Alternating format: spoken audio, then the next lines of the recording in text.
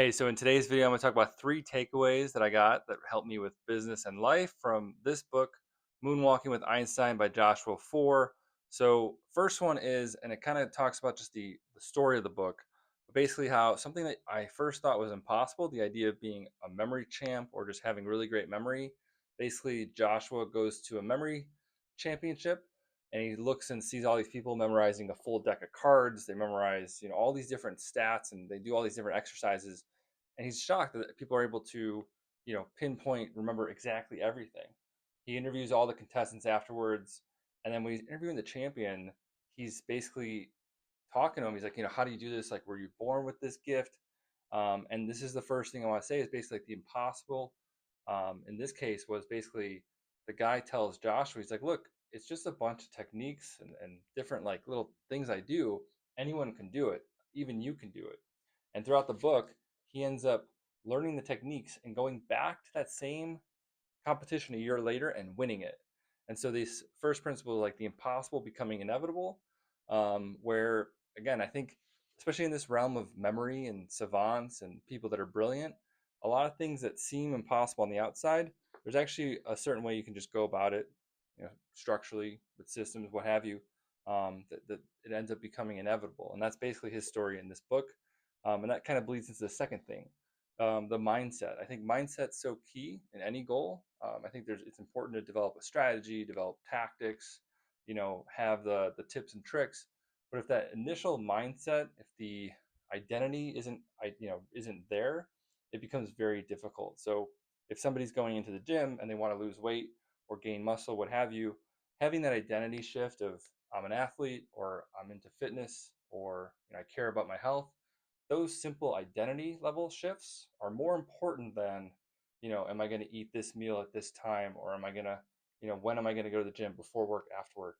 Those sort of those sort of habits come after the fact, but the deep identity level change has a bigger influence on the end goal and the end results. So the mindset shift for Joshua was the idea that, he absorbed what the guy said when he said anybody can do this. And the third one is probably the coolest thing I got out of this. But basically, how do these people do this thing where they memorize a full deck of cards or whatever? It's an old thing. I think it was, I can't remember which, if it was Cicero or one of these old Greek orators came up with this idea of what's called a memory palace.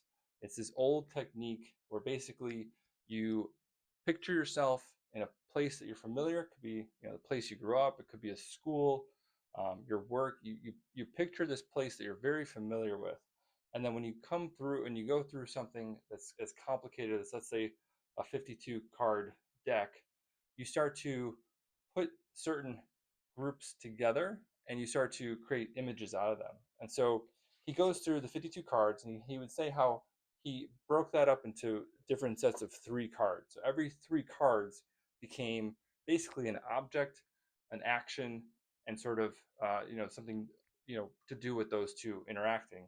And so he won the competition by the last three cards he was able to recite, which in his memory palace, as he walked through, it was literally seeing Einstein moonwalking.